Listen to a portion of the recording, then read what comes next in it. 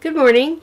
I haven't done a tutorial in quite a while, and I was painting this morning and realized here's a perfect opportunity to teach a little bit about underpainting and dry brush scumbling. This painting was painted the other day, and so this part here is dry. It's dry, and so this is perfect to work on. This is just what I call the undercoat, the underpainting. So it's got tons of work to be done yet. So you can see that I've started a little bit right here on this door. But I wanted to explain to you a bit about the color and how this process is done. Well, I'm going to hold my palette up here with the color on it. These are the colors I'm eventually going to be using on this door. I have these colors made up, and I would like to tell you first of all about what these color combinations are. These four colors right here are all the same color.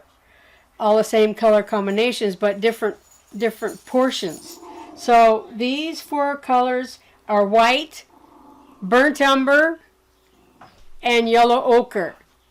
And that's it. 3 colors. And you get these variations. So you can pull color back and forth and change almost the hue as well as the value of them. There are going to be some bricks outlining this side here and a lot of work yet to do on the walls. But as I'm doing this is what they call dry brush scumbling. Okay, I have a mixture here. It looks darker here than it does there because it looks lighter because it's on a darker background. Color's funny, it flips back and forth. So when I'm painting, when I'm mixing, I always take a little bit of paint, hold it up to the canvas and check the color. Always. Don't trust it here because it's against a white background, so it changes it. What I'm doing here is I have this beautiful, nice flat brush, and I have to use an arm guide because I don't trust myself to make straight lines. So I'm going to take a little bit of paint on the brush. Don't dip into the top of the pile of the paint. I go from the side, kind of pull it out a little bit and then tap back into it so the brush is loaded. My brush is loaded pretty well on both sides. Now this is all about pressure and pulling at the same time. So I'm going to touch the paint to the board and drag and push the pressure. As the paint gets off the brush, you press a little harder.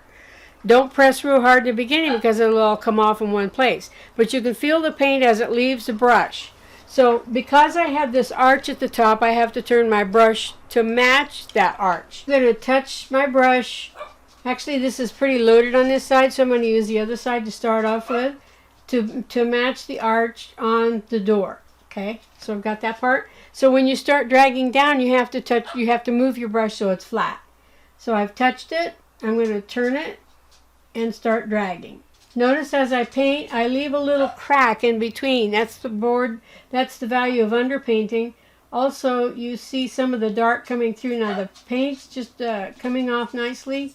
You can see it's getting a little thinner, but that's okay because I'm getting towards the bottom of the door. I don't want it real bright up there.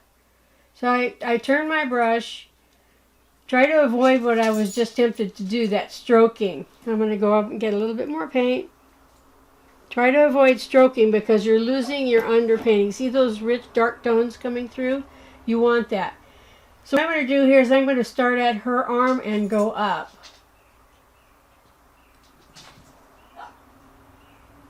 Okay, and I'm going to have to fix this just a wee bit right here.